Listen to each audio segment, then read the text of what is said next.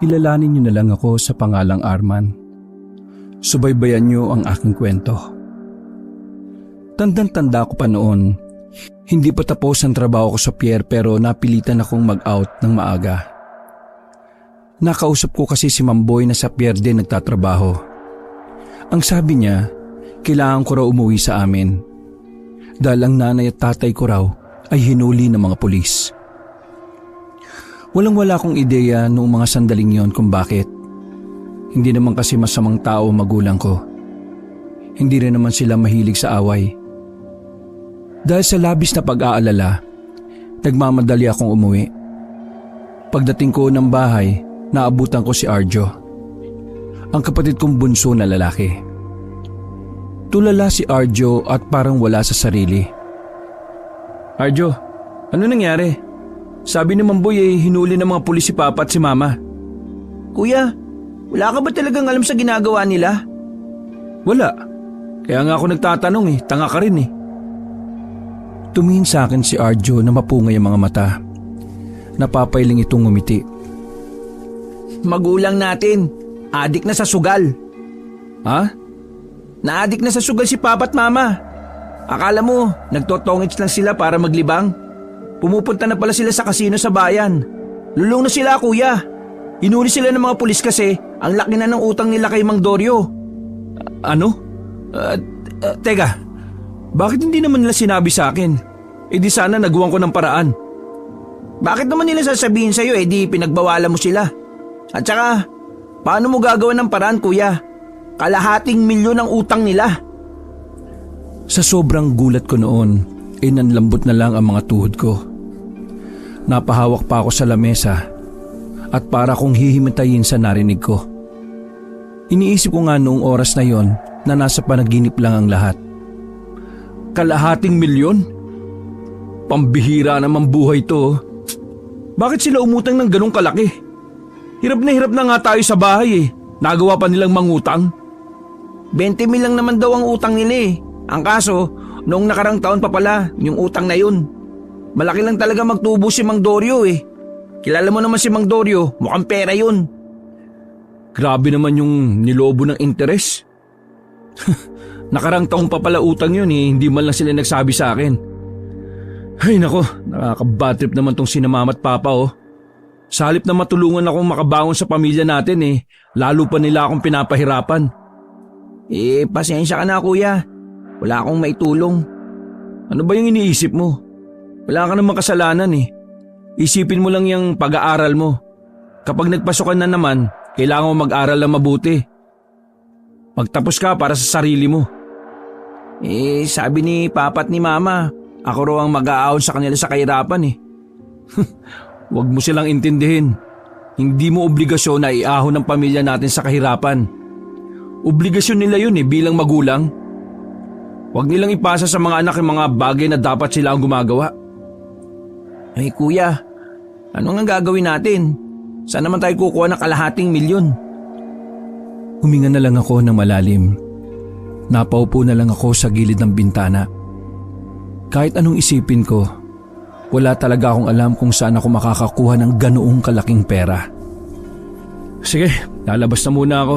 Mag-iisip ako ng paraan. Pinuntahan ko ang kaibigan kong medyo maganda ang buhay. Pero isang dakilang tambay dahil tamad magtrabaho. Palibasa, mapera mga magulang. Kinuwento ko sa kanya ang problema ko. Sa sobrang gulat niya, muntik niya pang malunok ang buto ng mangga na kinakain niya. Ano? Kalahating milyon? Punyemas! Kung ako yung umutang ng ganong kalaki, babayaran ko kaagad yung kalahati Langya pre. Napakalaking problema nga niyan. Mas malaki pa sa toy-toy mo. Kaya nga pre, sobrang laki talagang problema to. Hindi ko alam kung saan ako kukuha ng ganong kalaking pera para lang makalaya sila Mama at Papa. Ako pa talaga sinabihan mo Alam mo namang wala rin akong trabaho. Dakilang palamunin rin ako sa amin, di ba? Wala naman akong balak manghiram ng pera sa iyo 20 pesos nga wala ka, kalahating milyon pa kaya. Gusto ko lang na may mapagsabihan ng problemang to. Gusto ko lang bang may malabasan ng mga sama ng loob. Ano nga balak mo? Ibenta ko na lang kaya yung kaluluwa ko sa Diablo. Gagi, magpakasal ka na lang sa 4M. Ha? Anong 4M? Matandang mayaman, madaling mamatay. 4M, hindi mo ba alam yun? Tinuro mo pa akong maggamit na matanda ah. Ewan ko sa'yo. Tangix, yun lang ang pinakamagandang paraan para yumaman, para sa isang duka na kagaya mo. Pumunta ka sa bayan, sa mga salon, sa mga spa. Maraming matatanda doon na mayayaman. Magpapansin ka. Baka may magkagusto sa'yo, gwapo ka naman eh. Pero mas gwapo ako sa'yo ah. Ay nako, alam mo, lalong nasakit ang ulo ko sa'yo eh. Ang komplikado ng sinasabi mo eh.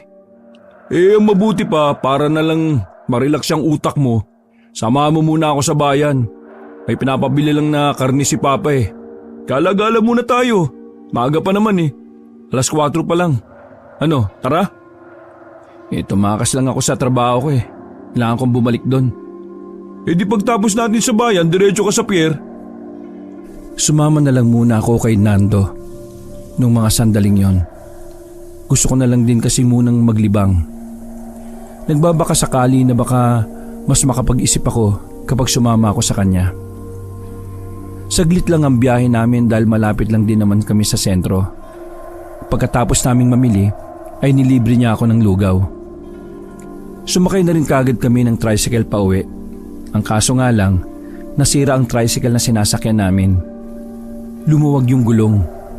Kaya wala kami magagawa kundi ang bumaba.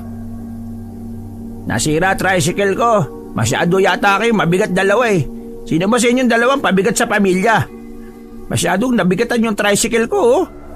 Magsialis na nga kayo. Hayaan mo na. Baka maatake pa yan sa puso kapag nagalit eh. Pero sadyang mapagpatol si Nando. Tay, meron po akong trivia sa inyo. Ha? Anong trivia ang pinagsasabi mo? Alam niyo po ba kung bakit matagal mamatay ang mga masasamang damo? Ano? Bakit nga? Talugin mo sa sarili mo. Tara na pare. Naglakad na kami ng mabilis matapos niyang asarin na matanda. Pinagmumura kami ng manong pero hindi na rin namin pinansin. Nakakabwisit talaga yung matatanda ngayon oh. Kung kailan tumanda, saka pa sumama ugali. Hindi ba dapat magpakabuti na sila kasi bilang na yung mga oras nila sa mundo? Nakakainis. Tayo pa talagang sinisi sira-sira naman talaga yung tricycle niya. Paano ikaw naman kasi? Bakit pinatulan mo pa? Kapag matatanda, hinahayaan na lang. Ganun talaga kapag tuyot na, mainitin ang ulo. Habang naglalakad kami patungo sa susunod na terminal, may isang itim na sasakyan ang biglang lumitaw sa kaliwang kanto.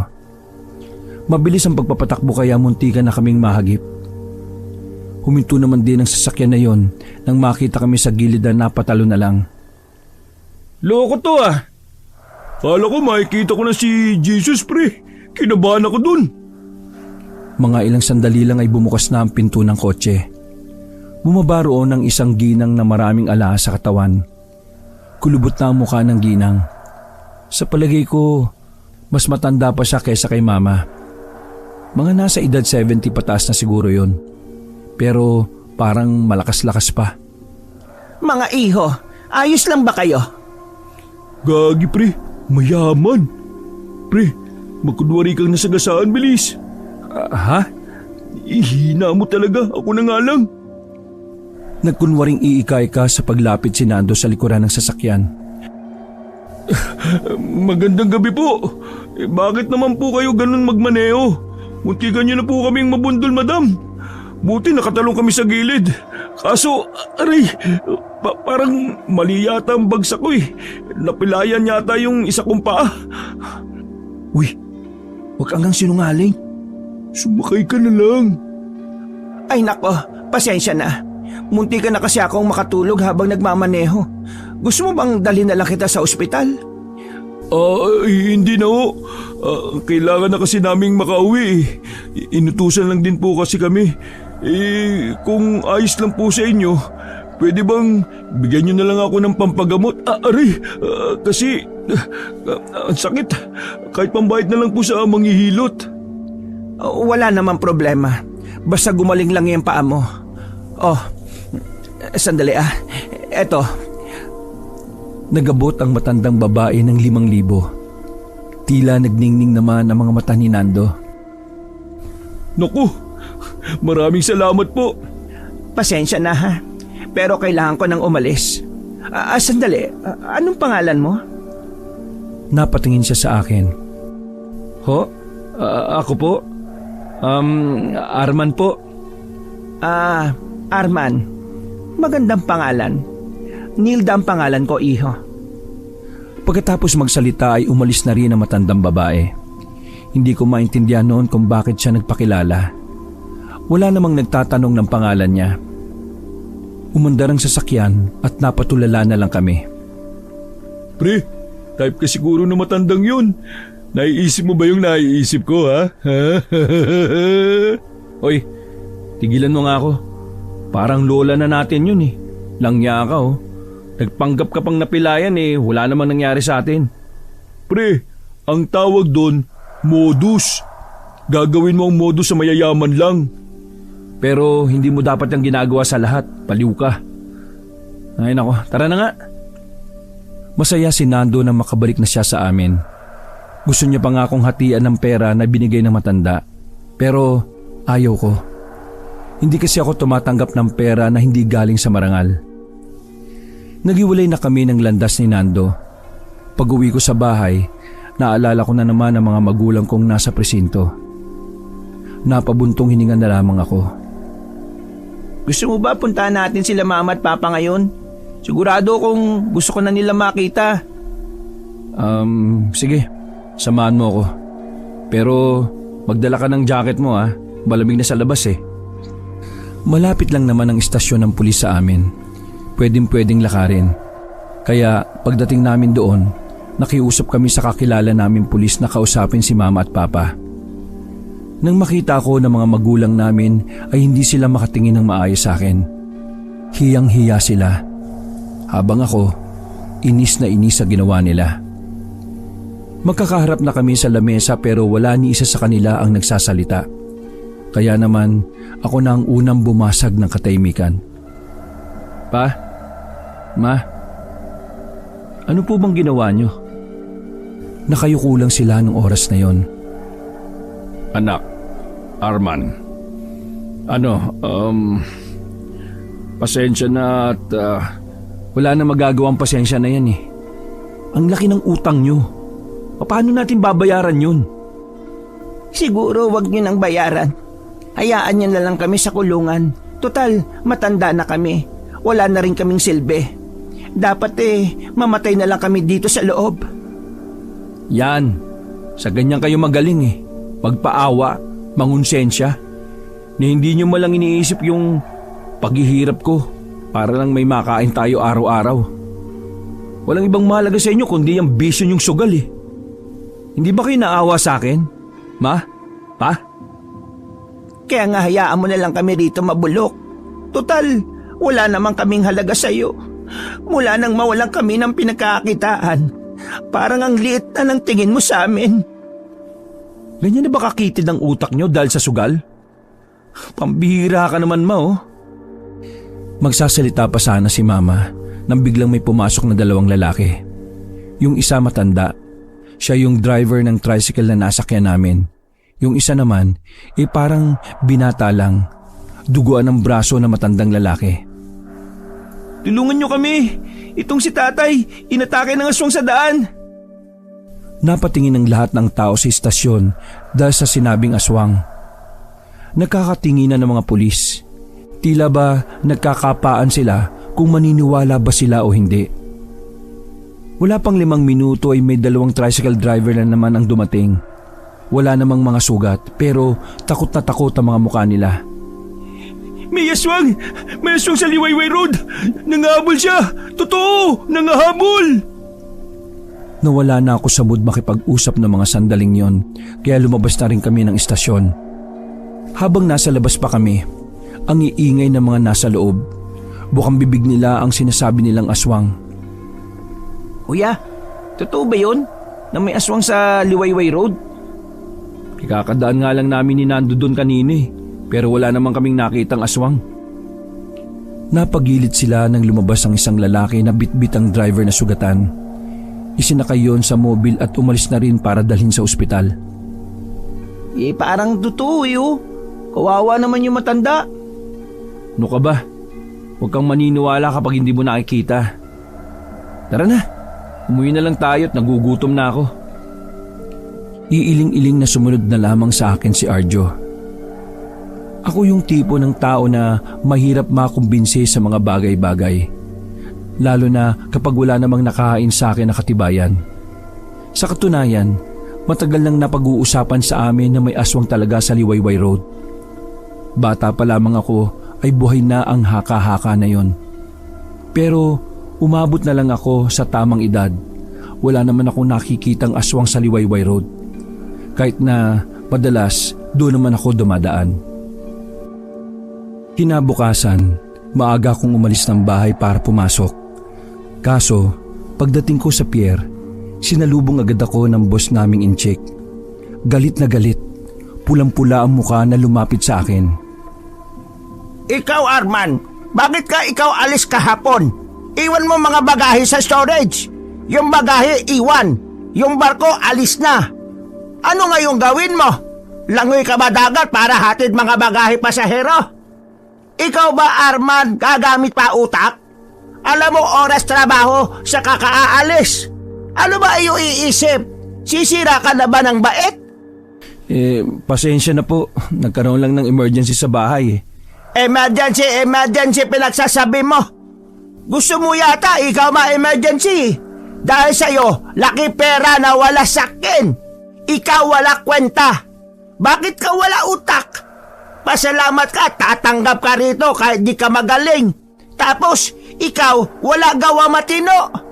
Palibhasa, ikaw mahirap lang. Kaya wala ka alam negosyo. Ayos lang sa'yo na sira negosyo ko kasi wala ka naman pera milyon. Ikaw, alis na sa trabaho ha? Di ko kailangan ng wala kwenta at makupad na tulad mo. Ay, mga Pinoy talaga. Hirap na nga buhay, wala pa kwenta. Sa sinabing yon ng boss namin ay hindi na ako nakapagpigil. Hinawakan ko siya sa kwelyo at sapilitan ko siyang idinikit sa harap ng sasakyan niya. Ikaw, dayuhan ka. Wala kang karapatan maliting kami mga Pinoy rito, ha? Nasa bayan ka namin. Baka nakakalimutan mo. Dayo ka lang dito.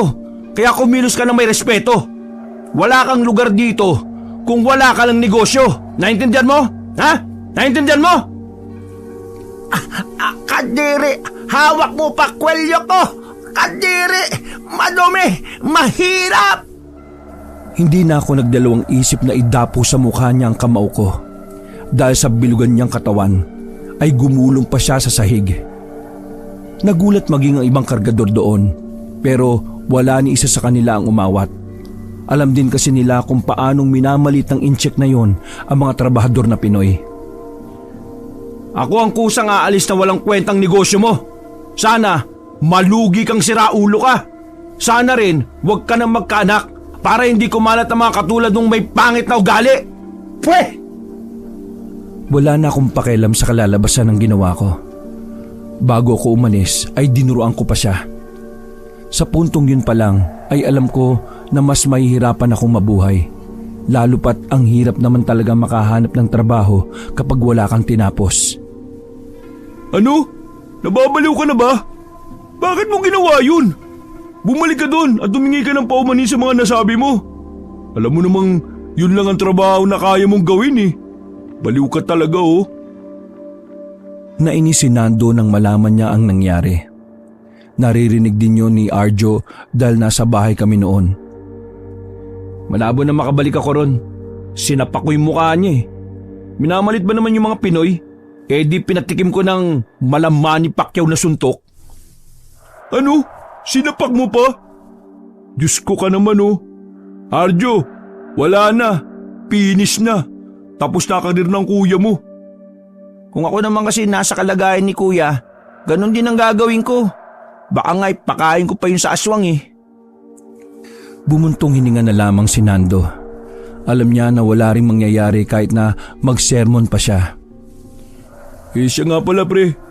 naalala mo kagabi yung masungit na driver na nasakyan natin. Umupo muna ako sa papag at nasandal. Alam ko na yung sasabihin mo, inaswang.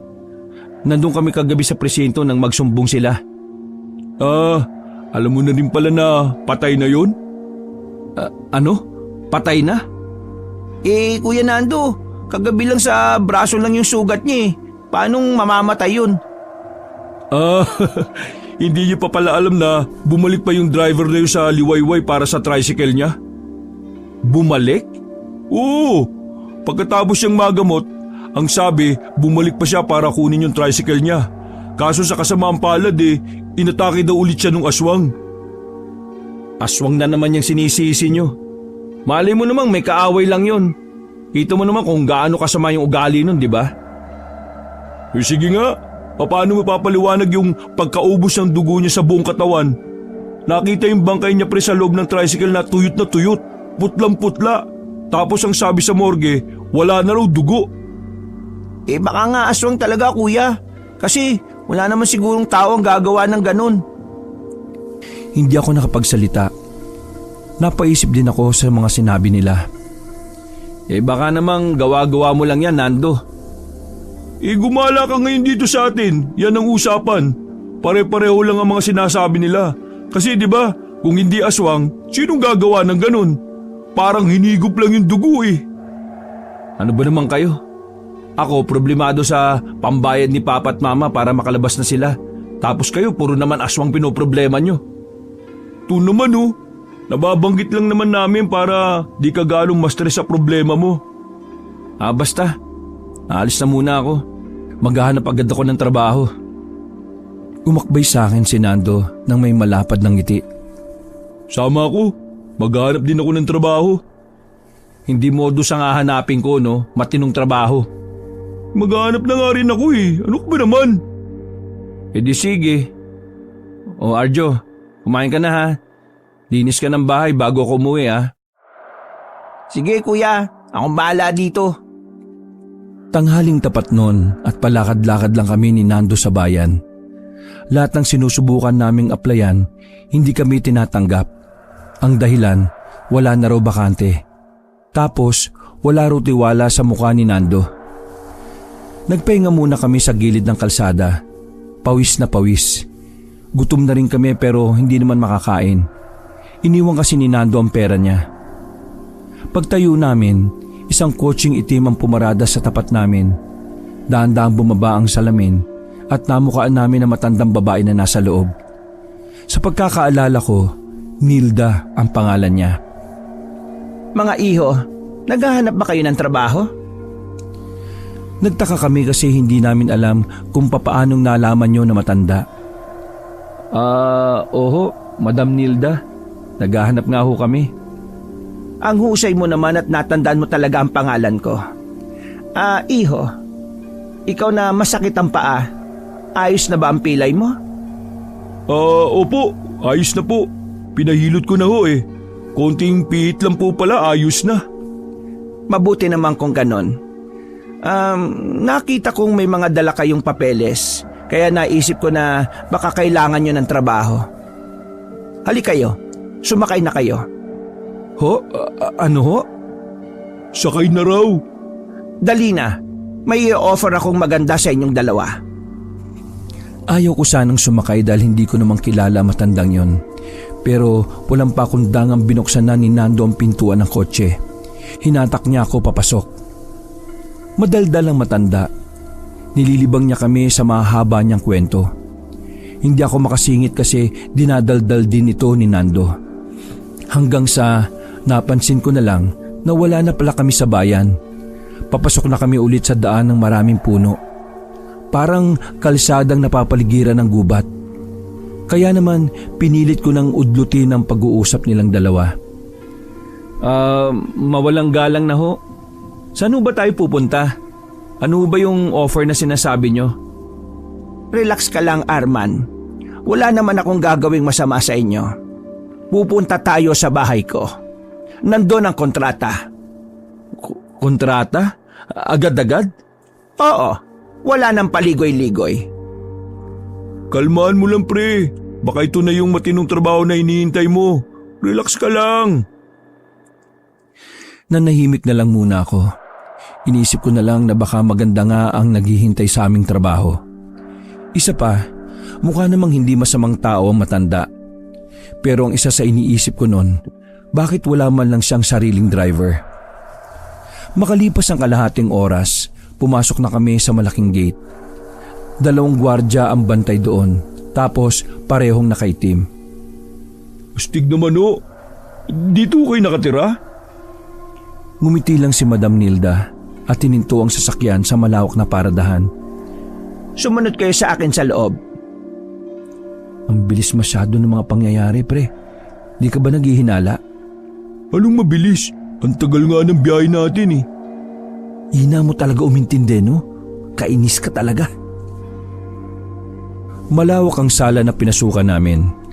Makintab din ang sahig. Sobrang nakakagaan ang pakiramdam ang paligid dahil malinis. Maupo kayo. Ang lambot ng sofa. Kulang na lang lumubog kami sa kinauupuan namin. May inabot sa akin na matanda na isang envelope. Basahin mo ang nasa loob. Kinuha ko ang papel at binasa. Sa unang pangungusap pa lang ay nagsalubong na kaagad ang kilay ko. Pabalik-balik ang tingin ko sa mukha na matanda.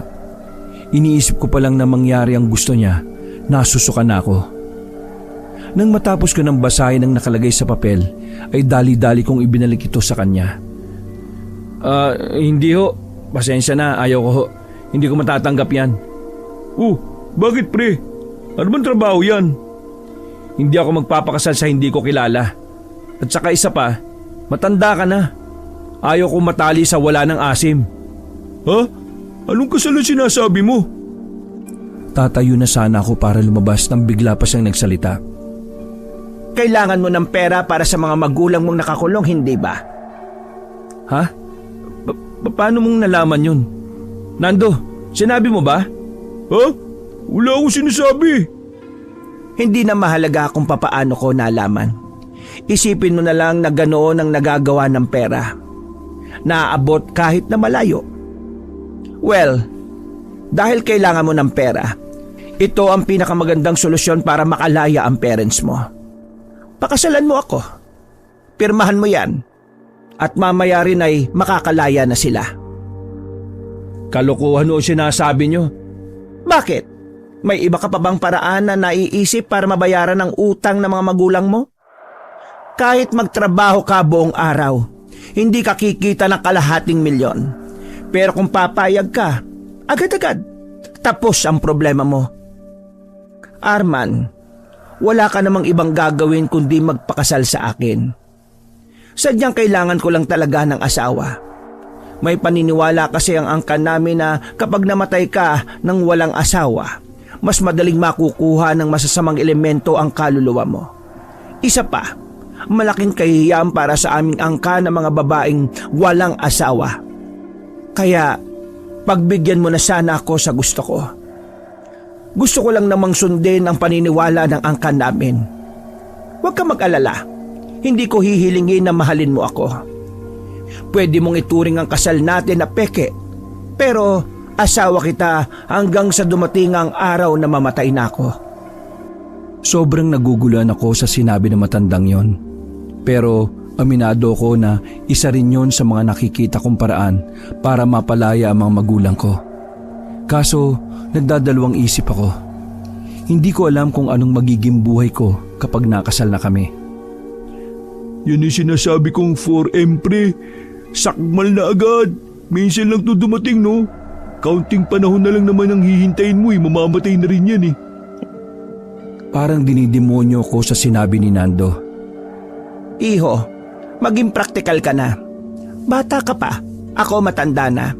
Wala akong anak na pwedeng pag-iwanan ng mga kayamanan ko. Pero kung may kakasal tayo, iyon na lahat. Sa'yo may iwan ng lahat ng yaman ko. Isipin mo nang mabuti. Kapag mayaman ka na, wala ka nang iintindihin. Ang problema mo na lang ay kung paano mo gagastusin ang pera. Isa pa, mabibigyan mo rin ng bagong buhay ang mga magulang mo. Makakalaya na sila. Huminga ako ng malalim. Unti-unti na akong nakukumbinsi sa mga oras na yon. Dahil siguro sa pagod ng pagtatrabaho, nagsasawa na rin akong maghirap. Kaya yung mga sinabi na matanda, parang inaakit ako na pumayag. Inuulit ko, hindi mo kailangan na mahalin mo ako bilang asawa. Lahat ng gusto mong gawin ay magagawa mo pa rin. Pero yung obligasyon mo kapag kailangan kita, gaya ng pagpapatibay ng paniniwala at tradisyon, yun lang ang gagawin mo. Ngayon, ano sa tingin mo, Arman? Panalo ka ba o talo? May isa lang po sana akong kondisyon. Kondisyon? O sige, ano yon? Ayaw kong malalaman ito ng mga magulang ko at ng iba pang mga kakilala ko sa barangay namin. Ngumiti ang matanda ng malapad at muling iniabot sa akin ang papel. Yun lang naman pala. Wala namang problema. Ngayon, pirmahan mo na ang kontrata na ikaw at ako ay ikakasal na. Kinuha ko ang papel at ballpen. Nanginginig pa ang kamay ko na pumirma. Pagkatapos ay kinuha agad yon ni Madam Nilda. Ngayon pumapayag ka na. Ipapaayos ko na mga dapat ayusin. Ayaw kong ikasal sa simbahan. At ikaw, ayaw mo rin naman na may ibang nakakaalam. Mas maiging dito na lang sa garden ng bahay ko ang kasal. Isa pa nga pala, mamaya darating na ang engagement ring. Kapag dumating na yon at naisuot ko na sa akin, hindi ka na muna pwedeng lumabas ng bahay na ito hanggat wala ang kasal. Kaya ngayon, umuwi ka muna para makita mo mga magulang mong makakalaya na. Teka, dito lang ako sa bahay hanggang sa magkasal na? Oo, bakit? Bakit ganun? Kasama sa tradisyon ng angkan namin. Baka maaksidente ka sa labas. Isa pa, nasa kontrata yon. Hindi mo ba binasa na maayos? Napailing na lang ako. Nakalimutan ko kasing tapusing basahin lahat ng nakalagay doon. Bumalik ka bukas rito at dalhin mo na ang mga gamit mo. Dito ka natitira. Nakahanda na rin ang silid mo sa itaas. Madam, paano po ako? Ay, oo nga pala. Dito ka na rin titira kung tatanggapin mo ang trabaho. Magiging boy ka rito. Kita mo naman wala akong kasambahay. Ano po? Boy? Oo, bakit? Akala ko po kasi manager eh. Pero ayos na po yun. Wala po ba akong pipirmahan? Wala. Tumayo ang matanda at ngumiti sa akin. Ipapatid ko na muna kayo sa driver ko pauwi. May gagawin lang ako. See you tomorrow, my future husband. Naglakad na ang matandang yon paakyat ng hagdan. Halos masuka-suka naman ako sa narinig kong yon. See you, my future husband. Panis! Malapit ang magkaroon ng asawa na madali nang mamatay. Uy, manahimik ka nga dyan. Sa kape. Inudyukan mo pa akong pumayag eh. O bakit? Tama naman ang ginawa mo ah. Malaking benepisyo yun para sa pamilya mo, pre. Si Mang Dario, yung pinagkakautangan nila tito, sampalin mo ng pera sa mukha kapag mag-asawa na kayo ni Madam Nilda. Ay, di pa rin kasi ako komportable. Tisi mo na lang, pre. Para naman sa pamilya mo eh. Para kay Arjo. Di ba mag-aaral na ulit yun? Palag-palag na yan. Kasama pa rin naman ako eh. Maghahapon na makaalis kami ng bahay ni Madam Nilda. Ang tagal kasing dumating ng driver niya para ihatid kami. Nang pababa na kami sa bayan dahil parang tanga siya magmaneho, yun ang tipo ng biyahe na mapapatawag ka na lang talaga sa mga santo. Nakauwi ako sa bahay. Kasama ko pa rin si Nando. Naabutan namin si Arjo na katatapos lang maglinis at naglalaga na ng saging na saba. O kuya, nandyan na pala kayo. Nakahanap ba kayo ng trabaho? Oo, Siniko ko si Nando dahil alam kong masasabi niya ang nangyari. Oo, nakahanap ako kaso stay in ako ron eh. Ayos lang ba sa'yo? Stay in? Ayos lang naman. Pero makakadalaw-dalaw ka rin naman dito, di ba? Oo naman. Saging na saba ang minerienda naming tatlo. Kinagabihan, nagdala si Nando ng karne para lutuin sa amin. Bandang 7:00 na ng gabi, nagulat na lang kami nang dumating si Papa at Mama.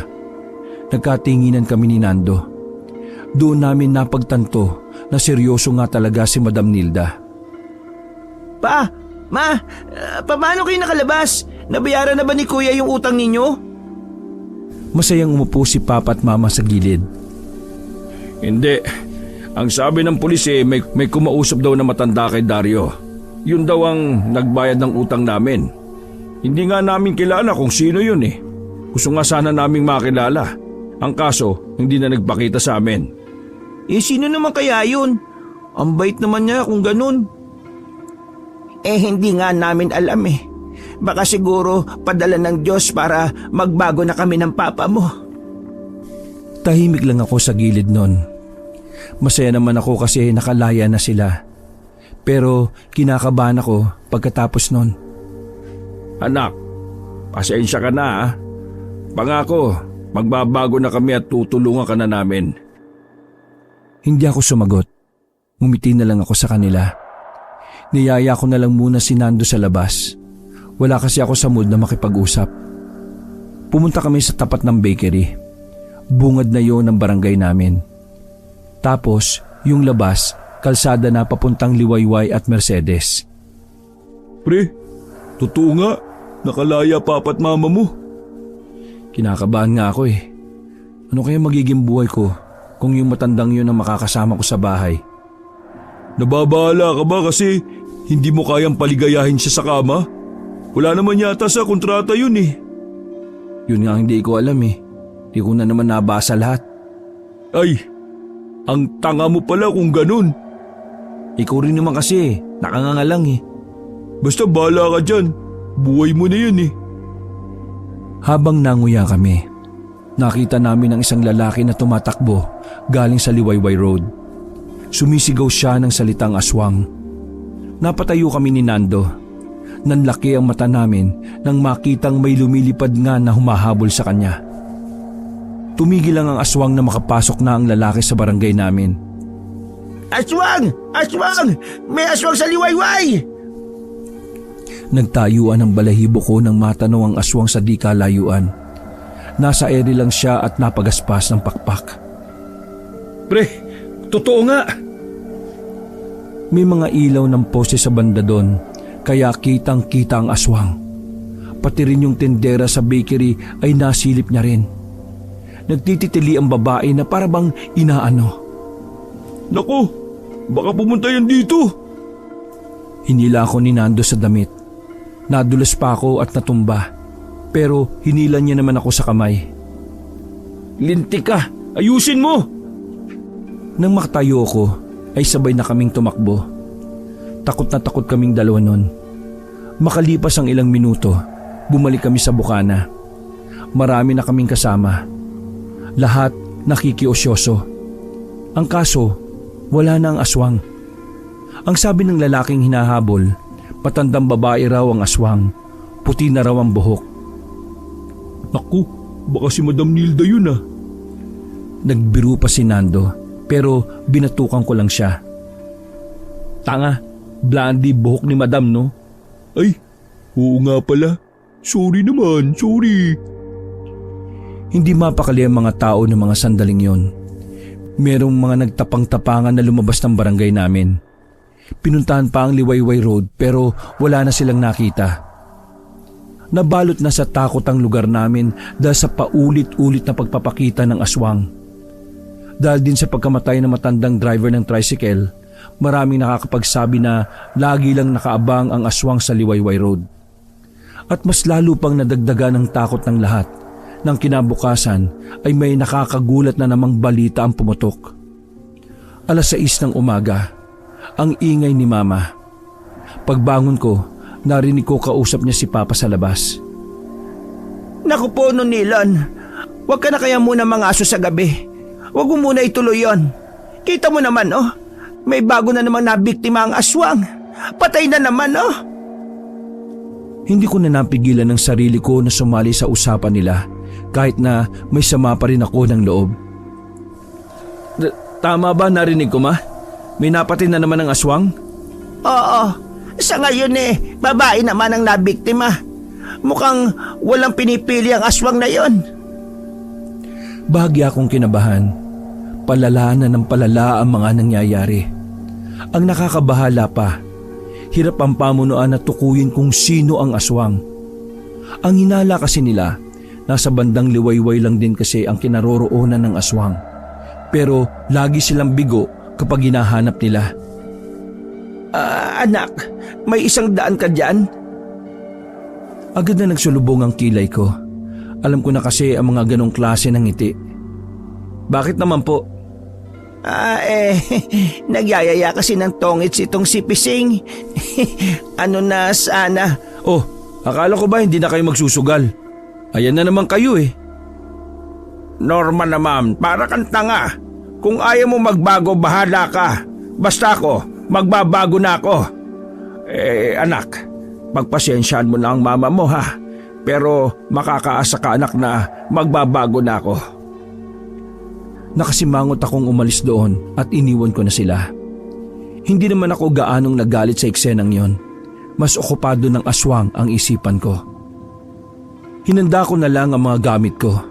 Nagtaka sila kung saan ako nagtatrabaho. Sinabi ko na lang na stay in ako, kaya di na sila nangulit. Tanghali na nang makaalis kami ni Nando. Naghintay kami sa sentro ng bayan gaya ng napag-usapan. Sinundo kami ulit ni Madam Nilda. Sakay na mga pogi. Langya pre, parang bakla lang ah. Iba ang amoy ng loob ng sasakyan nun. Parang balansa na ewan. Basta parang hindi normal sa ilong pero hindi naman mabaho. Handa ka na bang manirahan kasama ko? Wala naman po akong magagawa eh. Handang-handa na raw po siya. Excited pa nga eh. Siniko ko sa tagiliran si Nando. Samantala, kinabig na rin ni Madam Nilda ang manibela para umalis kami. Yung driver niyo po, kahapon parang sabog. Hindi talaga yung driver. Kahapon lang yun natuto. By the way, nakalabas na nga ang mga magulang mo, Arman. Bakit parang hindi ka naman masaya? Masaya naman po. Dapat lang maging masaya ka. Kasi nanamnamin mo na ang mahabang buhay mo na ako ang kasama. Pilit na tawa lamang ang pinakita ko. Hindi ko talaga masikmura na pakakasala na matandang yon.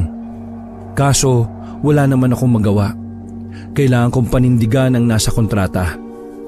Iniisip ko na lang matatapos din yon kapag dumating din ang araw niya. Parating na kami sa bahay niya. Binitbit ng 2 gwardya ang dala kong gamit at dinala sa magiging kwarto ko. Ikaw pala, Nando. Sa likod ng bahay ko, may bahay doon para sa kasambahay. Doon ka matutulog. Hindi po dito sa loob? Hindi. Ay, akala ko po naman. Arman, doon tayo sa labas. Magkasama tayo.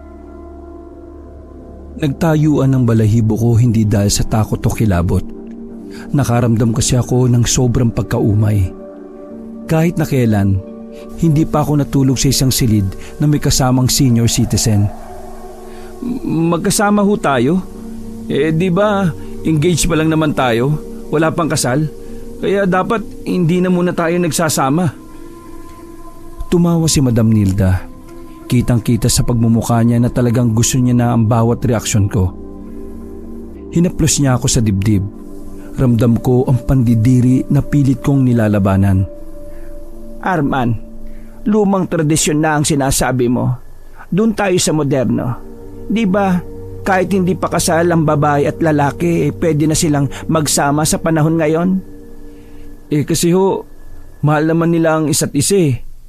Di, magmahal lang kayo. Gatong ka pa pre. Gusto mo uppercutin ko yung mukha mo? O sige Nando, pumunta ka na muna sa magiging silid mo para makapaglinis ka kaagad. Kami naman, mag-aayos na kami sa kwarto namin. Tara na Arman, alalayan mo ko sa hagdanan. Pagkahawak ko pa lang sa kulubot niyang kamay ay kinilabutan ako. Kinakabahan ako na baka may pagnanasa siya sa akin. Nang makakyat na kami, pumasok kami sa isang malaking silid. May malaking kama, malaking bintana, may chandelier pa na maliit. May mga painting sa dingding, pero karamihan sa mga disenyo niya ay puro itim. Maganda sana yung kwarto na to kung medyo maliwanag. Tsaka yung mga painting, ano yan? Bakit parang puro halimaw naman ang nakapinta? Etong ganitong estilo kasi ay namana ko pa sa aking mama. Bago na mayapa ay nangako ko sa kanya na isasabuhay ko pa rin ang mga nakasanayan niya. Kaya pala. Pero ang pangit eh. Nawala ang ngiti sa mukha niya ng saglit. Pero nakita kong pinipigilan niya lang na magalit dahil iniba niya ang usapan. Ay siya nga pala, gaya ng nakasulat sa kontrata, hindi ka maaaring lumabas ng bahay na ito unless makasal na tayo o kaya naman ay payagan kita. Tumango na lang ako. Tanggap ko na yon dahil alam kong wala rin naman akong magagawa. Mamayang gabi, sumama ka sa akin sa kabilang silid. Mag-uusap tayo. Nag-uusap naman tayo Tungkol saan ba yan? Tungkol kahit saan. Katulad ng ginagawa ng mga malapit ng ikasal. Dito ka lang. Ipapahanda ko lang ang mga bagay-bagay sa kabilang silid. Nagmamadaling lumabas sa matanda. Naupo na lang ako sa kama. Nilibot ko ang tingin ko sa buong silid. Nakita ko ang maraming librong itim na maayos na nakalagay sa estante. Sa di mapaliwanag na dahilan, bigla ko nalang naisip na pakialaman yon. Kinuha ko ang isang libro na may kanipisan. Walang pamagat ang libro. Napakasimple lang din ng pabalat dahil walang kahit na anumang disenyo. Itim lang talaga. Ano naman to? Binuklat ko ang libro pero wala akong mabasang matino. Bawat pahina, ibang lingwahe ang nakasulat. Wala akong maintindihan kahit na isa. Latin na salita ba ito? Marunong maglatin si Madam? Hindi pa ako nakontento. Pinakilaman ko pa ang ibang libro. Hanggang sa makita ko na ang mga imahe na hindi pangkaraniwan. May mga imahe ng tao sa libro na di umano ay pinatay. Mga tao na duguan at ang iba pang imahe ay wala ng ulo. Sa isip-isip ko noon, baka mahilig sa horror na libro ang matandang walang asim. Napansin ko ang pinakahuling libro, ang pinakamakapal sa lahat. Pagdampot ko pa lang noon ay bigla na akong kinabahan. Hindi ko mapaliwanag kung bakit. Nang tingnan ko ang unang pahina, nakita ko agad ang salitang aswang. Agad kong binalik sa lalagyan ng mga yon nang maramdaman kong pabalik na si Madam Nilda. Malakas ang tibok ng puso ko nang pumasok na siya sa kwarto. Nagkunwari na lang ako na walang nangyari. Ayos ka lang ba? Ayos lang. Namamangha lang ako sa disenyo ng bintana. Ang laki eh. Kung ano-ano nang napasok sa utak ko noon.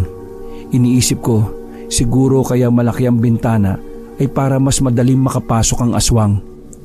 Pilit kong inaalis sa isipan ko yon. Sinasabi ko na lang na malabong si Madam ang aswang.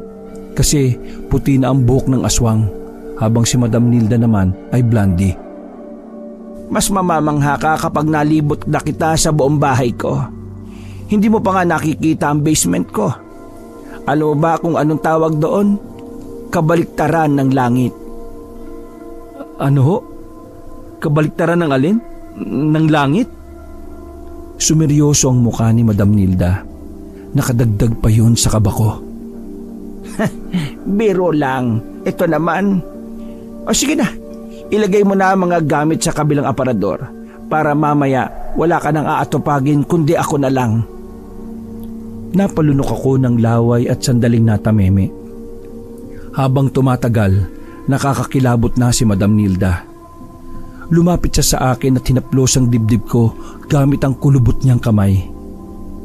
Mamayang gabi, sabay tayong aakyat sa langit ha? Kailangan mo kong isama. Ho? Anong sinasabi nyo? Ngumiti lang si Madam Nilda at lumabas na rin ulit ng silid namin. Isinara ko kagad ang pinto at sumiksik sa dulo ng kama. Ay naku, walang yang buhay to. Ano bang pinasok ko na to? Kadiri, nakakakilabot. Para ako nasa pelikula tapos may kasamang baliw na lola. Anong gagawin ko? Ayokong makipag-anuhan sa matandang yun, no? Yak! Naku! Ayaw ko siyang kukuha ng pagkabirhin ko. Ayaw ko! Kadiri! First time ko pa naman. Tapos sa losyang pa. Naknan toching naman, oh. Lumapit ako sa bintana. Napatingin naman ako sa mga libro. Muli kong binalikan ng libro na makapal. Pinagpatuloy ko ang pagbabasa. Hanggang sa may nalaglag na lumang larawan na nakaipit doon. Dinampot ko yon. Naramdaman ko na lang na pinagpapawisan ako ng malamig nang makita ko ang mga nasa larawan. Parang mga kakaibang tao ang naroon. Mga dilat ang mga mata. Malalaki ang ngipin at sabog ang mga buhok. Pagbaliktad ko ng larawan, nakita ko ang mga nakasulat. Pamilya Encarnacion? Ang unang pamilyang aswang sa baryo ng Darang? Mabilis na dumaloy ang kaba sa aking sistema. Nagrehisto kagad sa utak ko na si Madam Nilda nga ay ang maaaring aswang na pumapatay sa liwayway. Naghanap pa ako ng maaaring katibayan na aswang nga si Madam Nilda. Binuklat ko pa ng binuklat ang libro. Sa dulo ng libro, may nakita ako ulit na larawan. Parang family picture din siya. Pero ang nakalagay sa likuran, ikalawang henerasyon daw ng mga aswang. At nakita kong naroon si Madam Nilda. Kahit na dalaga pa siya rin noon, tandang-tanda ko ang nunal niya na malapit sa kilay. Naknan toching talaga, oh. Si Madam Nilda, ang aswang. Muli akong umupo sa kama. Nag-isip ako ng maayos. Kung aswang si Madam Nilda, dapat umalis na kami rito. Pero paano? May bantay sa labas. Sa palibot din ng bahay. Nagdagdag rin ng bantay. Ay naku, kainis naman, oh. Ay teka, tama. Kailangan kong makita si Nando. Binuksan ko ang pinto. Sumilip ako sa labas at walang tao. Nang nasa hagdanan na ako, narinig kong may kinakausap si Madam Nilda. Isa yata sa mga tauhan niya na parang sabog din gaya ng driver na naghatid sa amin. Paano ko lalabas? Nandito pa pala siya. Dumiretso na lang ako sa dulo ng pasilyo. May nakita akong pintuan doon. Akala ko kwarto na naman. Pero pagbukas ko, nakita ko ang hagdan pababa. May ilaw sa baba na parang ilaw sa mga minahan. Huminga ako ng malalim. May kung anong bagay kasi ang naguudyok sa akin para bumaba roon. Marahan akong naglakad pababa. Namilog ang mga mata ko sa nadatnang ko. Mayroon dong altar na ang ribulto ay demonyong may pakpak. Sa tapat ng altar ay may pulang karpet. Napapalibutan naman ng altar ng mga itim na kandila. Sa mga pader, nakadikit ang mga larawan ng mga uri ng aswang. At ang mas nakakakilabot pa sa aking nakita ay ang malaking garapo na mayroong lamang loob. Nalaman ko lang na laman loob yon ng isang tao nang makita ko ang mga pangalan na nakalagay. Gagi, legit nga. Aswang nga si Madam Nilda. Pero paano kami makakalabas dito? Baka mamaya gawin kaming sisig na matandang yun o kaya bopis. Aakyat na sana ako pataas nang biglang makita kong nakatayo siya roon. Para akong maiihi sa takot. Lalo na nang pababa na siya ng hagdan palapit sa akin. Wala akong ibang lalabasan sa mga sandaling yun. Kaya hinintay ko na lang siyang makalapit. Natatay kasi ako Akala ko dito yung yung banyo. Hinawakan niya ako sa pisngi. Ramdam na ramdam ko ang kulubot ng palad niya. Sabi ko naman kasi sa iyo, magtatanong ka. Narating mo tuloy ang kabaliktaran ng langit. Pasensya na talaga. Saan ba kasi yung banyo? Arman, ngayong nalaman mo na ang lihim ko, mas lalong hindi ka na pwedeng bumalik sa inyo. Dito ka na habang buhay. Sasamahan mo na ako hanggang sa huling hininga ko. Teka, sandali. Pagbigyan mo na ako, iho. Tutal, honeymoon naman natin ngayon. Ha? Baliw ka na ba? Kailan nauna yung honeymoon sa kasal? Sabi ko naman kasi sa iyo, basahin mo ng maayos ang kontrata eh. Hindi mo tuloy alam na ngayon ang honeymoon. Hindi! Wag! Biglang nagbago ang kulay ng mata ni Madam Nilda. Naging kulay pula na yon. Sinira na niya ang damit ko kaya lumuwa ang malusog kong dibdib at abs. Tara na iho sa kwarto. Huwag ka nang mahiya dahil magiging mag-asawa naman tayo. Ayoko! Inilulumot ka na eh! Tuyot ka na eh! Tigilan mo ako! Huwag mo kong gagalitin. Sumunod ka na lang bago pa ako magpalit ng anyo sa mismong harapan mo. Ikaw nga yung aswang na yon. Ang alin? Ang pumatay sa mga yon? Oo, ako nga. Ano naman ngayon? Nagugutom ako eh. Alimaw ka! Bigla niya akong hinigit sa kwelyo. Hinila niya ako na parang hindi siya senior citizen. Ang lakas niya. Nadala niya ako sa silid namin. Tinulak niya ako sa kama. Malapad ang ngiti niya habang naglalaway. Nanlilisik din ang kanyang mga mata. Wag! Pakiusap! Ayoko ibigay sa iyo yung pagkabirin ko. Laspag ka ni! Sinubukan kong tumakbo palapit sa bintana. Pero nahawakan niya ako sa damit at binalibag pabalik sa kama. Gusto mo yata ng marahas na pagtatalik eh. Ayoko nga! Kahit pinakamanyaki sa mundo, hindi natitigasan sa iyo eh. Bukod sa wala ka ng asim, aswang ka pa. Nakakatakot ka! Lumabas sa mga pangil ni Madam Nilda nang dahil sa mga sinabi ko. Tuluyan na akong natameme. Noong mga sandaling yon, nilamon na ako ng takot. Maya-maya lang ay bumalik na sa normal ang itsura niya. Bakit ba ayaw mo pa? Lugi ka pa ba sa akin? Kapag ako namatay, iyon na ang lahat ng kayamanan ko. Ang kaso, aswang ako. Matagal akong mamatay. Baka mauna ka pa. Nagsimula na siyang gumapang sa kama. Hinahaplos niya ang paa ko pataas sa mga hita. Hindi na ako makagalaw ng dahil sa takot. Mas lalo pa akong kinilabutan nang makita kong lumalabas ang mahaba niyang dila. Gusto kong sipain ang mukha niya pero wala akong lakas ng loob.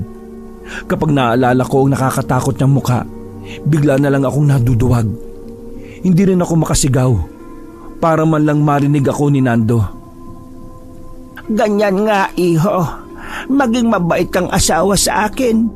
Lahat ng gusto mo ay ibibigay ko sa iyo ng bukal sa kalooban ko. Pangako yon.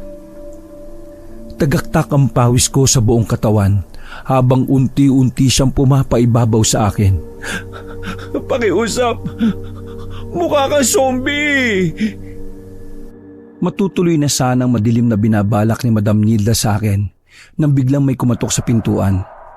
Malalakas ang bawat pagkatok. Narinig namin ang boses ng isa sa mga tauhan niya. Galit na umalis sa ibabaw ko matanda. Pagbukas niya ng pintuan, agad niyang sinampal ang lalaki sa labas. Ano bang problema mong kutong lupa ka? At bakit ka nang i-istorbo? Nakahawak pa sa pisngi ang lalaki at gulat na gulat. Madam, may grupo po ng mga tao na nasa labas. Gusto ka makausap? Sabihin mo wala ako. Nasabi ko na kasi na nandito kayo eh. Inutil ka talaga. Buisit, istorbo. Sino ba ang mga siraulong yan at bakit nang i-istorbo ng honeymoon ka? Padabog na sinuot muli ni Madam Nilda ang damit niya. Ikaw, akin ka lang ha? Hindi ka aalis dito. Kinandado pa niya ang pintuan. Nang pumunta naman ako sa bintana ay nakakandado rin. Napailing na lang ako dahil wala talaga akong pag-asa na makaalis pa. Mula sa bintana ay matatanaw ang gate sa labas. Nakita ko may mga tao nga roon. Malalakas ang boses nila kaya narinig kong aswang ang hinahanap nila.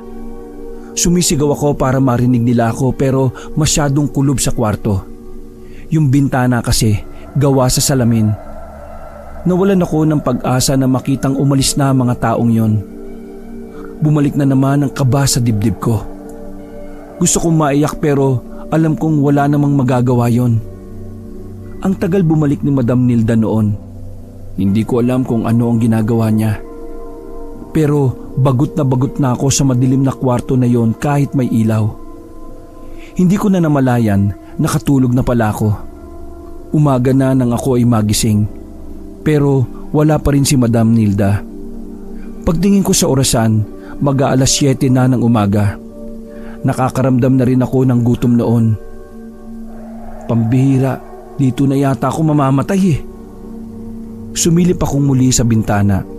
Nakita kong ilang tauhan ni Madam Nilda na nag-aayos sa garden. Naroon din si Nando na abalang-abala sa ginagawa. Sinubukan kong kumaway sa bintana. Nagbabaka sakali ako na makita niya pero wala talaga. Maya-maya lamang bumukas na rin ang pintuan. Bumungad sa akin ang matandang si Madam Nilda. Parang kakauwi niya lang. May tira-tira pa siyang dugo sa gilid ng bibig niya. Sabihin mo, may biniktima ka na naman ba? Ngumiti na naman ng malapad ang matanda. Kitang-kita niyang malalaki niyang ngipin na may bahid pa ng dugo. Ako? May biniktima? Wala. Kumain lang ako sa labas. Bigla siyang nagubad sabay lumapit sa aparador. Kumuha siya ng pamalit. Napatalikod na lang ako dahil malaimpyerno ang nakikita ko. Hindi natuloy ang honeymoon natin kagabi. Kaya mamaya na lang pagkatapos ng kasal. Inihanda ko na ang lahat ng gagamitin mo. Susuotin mo ay handa na rin. Nakabayad na rin ako para sa mga inarkila kong tao na dadalo sa kasal natin. Nag-arkila din ako ng pare. Kasi alam ko, gusto mo ng may totoong pare. Lahat ayos na. Ang venue na lang sa garden ang hindi pa. Seryoso ka talaga, no? Iniisip mo talaga na magpapakasal ako sa'yo? Kailangan mo tumupad sa usapan. Malaki ang ginastos ko sa'yo. Or else, may gusto kang mapahamak sa pamilya mo? Ay teka, wag mo silang idamay dito. Wala naman silang kinalaman sa desisyon ko eh. Humarap ka nga. Bakit ka ba nakatalikod? Ayaw mo ba makita ang katawan na mapapangasawa mo? Paano ko masisikmura eh? Parang lumang puno ng baliti ang katawan mo. Haharap ka o masasaktan si Nando? Napalunok ako sa narinig ko. Nakalimutan ko na kasama ko nga pala si Nando doon at wala siyang kaalam-alam sa tunay na pagkatao ni Madam Nilda. Dahan-dahan akong humarap. Pagdilat ko ng mga mata ko, nakatupis si Madam Nilda. Kung may kinain lang ako, baka marami na akong naisuka. Kahit siguro magaling na pintor, hindi siya kayang ipinta. Dapat kabisado mo ang katawan na ito. Akala ko ba wala akong kailangan gawin? Basta magpapakasal lang ako. Eh bakit may mga ganito na ngayon? Nakasaad sa kasunduan na kailangan mo ring tugunan ang pangangailangan ko bilang babae.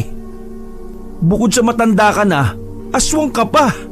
Sabi mo nga sa akin, sinong binata ang gagawa nun para sa'yo? Eh di ikaw, kasi hawak ko ang buhay ng pamilya mo eh. Kapag makulit ka, baka dalhin ko rito ang ulo ng mahal mong kapatid. Hindi na ako nakapagsalita. Wala akong laban sa kanya. Titiisin ko na lang ang pandidiri kesa naman masaktan pa ang pamilya ko. 6:00 ng gabi ang simula ng seremonya. Umayos ka na. Iba ko magalit kapag napapahiya. Tandaan mo, yes lang ang isasagot mo. Maliwanag? Tumango na lamang ako para lang umalis na siya sa harapan ko. Mga ilang saglit lang ay lumabas na rin siya. May ilang tauhan ang dumating sa kwarto at tinagis lang ng basta ang susuotin kong pangkasal. Mukhang wala na talaga makakapigil sa gusto ng matandang yun ah. Pambihira naman kasi. Bakit kasi hindi ko binasa na maayos yung kontrata? Habang buhay na magiging miserable ang buhay ko nito. Tapos, aswang pa yung pakakasalan ko. Diyos ko naman. Makalipas ang ilang sandali, sumapit na rin ang gabi. Napilitan na lang akong suotin ng Amerikana na bigay ni Madam Nilda. May nakatutok kasing baril habang nag-aayos ako. Nung mga sandaling yon, tuluyan ko nang tinanggap na magiging asawa na ako ng matandang mayaman na aswang. Huminga ako ng malalim. Inayos ko ang necktie ko at lumabas na rin sa silid. Bilisan mo! Kanina pa naghihintay ang mga tao sa garden. Bagal mo. Oh, bakit ganyan ang reaksyon mo? Parang lugi ka ba? Hindi mo ba alam kung gaano kayaman si Madam? Alam mo ba kung ano si Madam? Ha? Naglakad na ako pababa ng hagdanan. Pagpunta ko sa garden, naroon na mga bisita na inarkila lang ni Madam. Ang tanging kakilala ko lang doon ay si Nando. Nakangiti pa ang loko. Wala siyang kaalam-alam na si Madam Nilda ay isang aswang. Marahan ang lakad ko. Ang bawat takbang ay parang mitsa ng buhay ko. Pre, magiging mayaman ka na. Panis! Binura ko lang siya ng pabulong. Pagdating ko sa harapan ng pari na arkilado rin, kinalawit na ni Madam Nilda ang kamay niya sa braso ko. Father, bilisan na po natin ang kasal. Halata sa mukha ng pananalita ng pari na ayaw niya ang nangyayari. Mabagal siyang magsalita. Parang tinatagalan niya talaga at parang naghihintay na may tututol. Matapos sa mga naunang sinabi ng pari, dumating na kami sa puntong pinakaayaw ko. Ikaw, babae, tinatanggap mo ba si lalaki bilang iyong kabiyak? Kahit na parang lola ka na niya at parang malapit ka ng kunin ni Lord? Aha? Ano ka mo? Inuulit ko, tinatanggap mo ba si lalaki bilang kabiyak sa hirap at wala namang ginhawa? Kasi mukhang magiging miserable ang buhay niya sa'yo? Yes, Father. Pagtingin sa akin ng pari ay para siya pa ang maiiyak. Sinenyasan niya ako na huwag akong papayag. Ikaw naman, lalaki, tinatanggap mo ba itong lola mo, itong babae bilang iyong kabiyak sa puro hirap at walang ginhawa? Nakatingin sa akin ang mga tauhan ni Madam Nilda at nakatutok ang mga baril ng pasimple. Kaya naman wala akong nagawa kundi pumayag na lang. Yes, Father. Sigurado ka ba? Yes po. Talagang talaga? Opo. Tandaan mo, kapag natapos ang kasal bawal ka nang umatras. Yes, Father daw eh. Sigurado ka na ba sa babaeng ito na makakasama mo habang buhay? Nakadroga ka ba, iho? Nasa katinoan? Ay, ano ba? Ayaw mo ba kaming ikasal? Ang dami mong sinasabi Nanahimik ang pare at bumalik sa pagiging normal. Bago natin tapusin ang kasal, gusto ko lang itanong, may tututol ba? Walang sumasagot. Kinakabahan na ako noon. Ano? Wala ba talaga?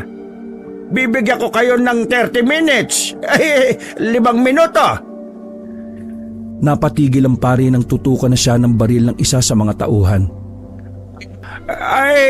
You may now kiss the corpse, the bride.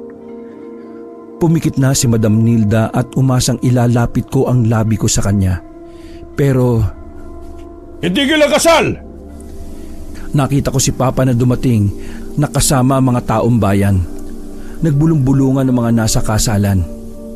Hindi pwedeng ikasal ang anak ko sa lintik na matandang yan. Dahil aswang yan! Tinutukan na ng mga tauhan ni Madam Nilda sila Papa. Matapang na lumapit si Papa at sinabuyan ng asin si Madam Nilda. Dahil doon, napaso siya at otomatikong umatras. Walang ano-ano ay nagbago ng anyo si Madam Nilda. Lapastangan! Anong karapatan nyo para sirain ang mahalagang parte ng buhay ko? Lumitaw ang malapad na pakpak ni Madam Nilda. Maging ang mga tauhan niya ay nagulat din. Nagpulasa na ang mga taong naroon. Sinubukan akong dagitin ni Madam Nilda pero biglang may mga dala palang pana ang mga kasama ni Papa. Pinana nila si Madam Nilda. Tinamaan yun sa hita. Nasundan pa sa braso at balikat. Hinila ako ni Papa palapit sa kanila. Pinaulanan nila ng palaso si Madam Nilda. Kahit yung mga tauhan niya, pinagbababaril na rin siya. Buti na lang pa, dumating ka. Munti ka na magkaroon ng manugang na impakta. Kasama ako sa pumunta rito kahapon. Masama talaga ang kutob ko. Dahil sa dami ng tama ni Madam Nilda, napilitan na itong lumipad palayo kahit paggewang-gewang. Habulin ang aswang! Nagsilabasan sa bakuran ng taong bayan. Hinabol nila ang aswang patungo sa kagubatan. Langya pre, aswang pala si Madam. Oo, aswang. Tuwang-tuwa ka pa kanina eh. Hindi ko naman alam eh. Huwag ka na maglala anak. Ligtas ka na.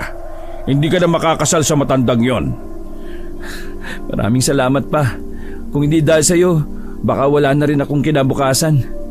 Walang anuman anak. Di ba sabi ko naman sa'yo, babawi ako sa mga nagawa kong pagkakamali. Wala na tayong gagawin dito. Umuwi na po tayo. Hindi na nahuli si Madam Nilda, pero base sa mga tao, maraming tama ang matanda kaya hindi na rin yun mabubuhay. Masaya kaming bumalik sa baryo namin. Nakahinga na rin ako ng maluwag. Halos lahat ng tao sa barangay namin ay alam na ang nangyari. Maging ang naudlot na pagpapakasal ko kay Madam Nilda. Pa, mukhang ilang araw akong hindi makakalabas nito ng bahay Na, bakit? Nahiya ka ba kasi muntikan ka na maging asawa ng matandang aswang? Oo pa, nandidiri din ako eh. Huwag mong isipin yon. Alam ko na ginawa mo lang yun para sa pamilya natin. Kaya bilib nga ako sa iyo anak eh. Maraming salamat kuya. Sinakripisyo mo yung sarili mo para lamang kina mama at papa. Oo nga pre. Hayaan mo sila kung anong gusto nilang isipin. Basta ngayon, ayos na lahat. Wala na si Madam Nilda. Wala nang aswang. Pero walang natagpo ang bangkay eh. Patay na kaya yun? Baka mamaya bumalik siya rito. Hindi na babalik yon. Matatakot na yon sa kayang gawin ng taong bayan, anak. Kaya kumalma ka lang. Inakbayan ako ni Nando at nang asar pa ito. Sayang. Makikita ko sana si Arman na nakikipaglablaban sa matanda. Walang yaka talaga. Doon ka nga. Pero masaya ako kasi sa wakas natigil na rin yung mga pagpatay sa barangay natin. Kahit papano, nabigyan na natin ng hustisya yung pagkamatay nila. Mabuti pa magdiwang tayo. Pauwi na ang mama mo. May dalang pagkain yon. Kala ko ba wala kayong pera? Kuya, nanalo si mama sa Tong Eats. Napakamot na lang ako sa ulo. Wala na akong nagawa dahil sabi nga nila, yun na ang huling sugal ni mama. Nagtawanan na lang kami nung gabing yon. Sobrang saya na makitang buo na kami ulit at magiging tahimik na ulit ang lugar namin. Wakas.